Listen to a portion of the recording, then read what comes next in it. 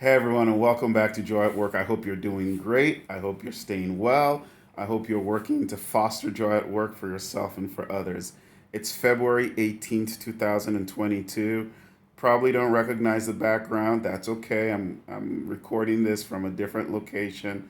I was determined that we were going to record this even though I'm not at home. I'm in a different country, different continent. So you might be wondering where I am. Just know I'm wearing the green, white, green, and hopefully that tells you all you need to know. It's about 7:30 p.m. local time here. And today I wanted to talk about something or concept that I just discovered after reading a quote here recently. This quote comes from Edmund Burke, and it says, "Nobody makes a greater mistake than he, or I'll add, or she, that does nothing because he, and again I'll add, or she, can only do a little," right? So the idea that we don't do anything because all we can do is probably a little. I'm sure we've all been in these situations where we feel like, well, I really won't be able to make that much of a difference. I can only do this much, but there's all this other stuff that needs to be done. As a result, we do nothing. We don't do that little that we could have done.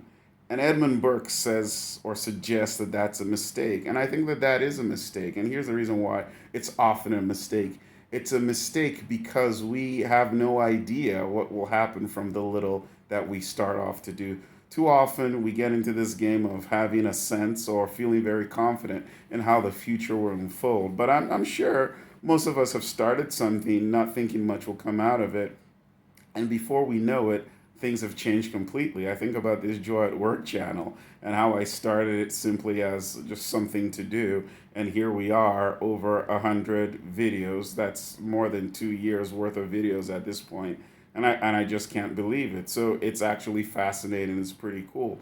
So why is this important? Too often people, in my experience and observation, don't try to make any changes in their situations because they don't feel that the change will go far enough.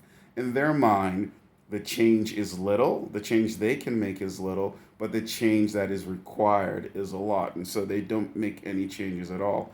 And then and as a result, deny themselves any opportunity of kind of leaving the position that we're in.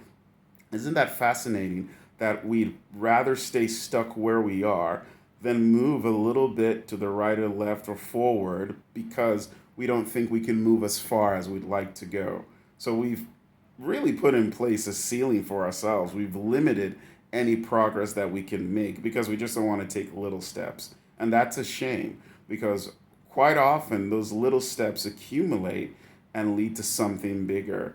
In my local tongue, we have a proverb that roughly translates as little by little, the drum fills up the water drum. And this is talking about how during the rainy season, people would put water drums kind of underneath in strategic spots in the house. And the plan was that as rainwater rolled off the roof, it would roll into those drums and, accumulate. And so little by little, drop by drop, and all of a sudden you have a full drum.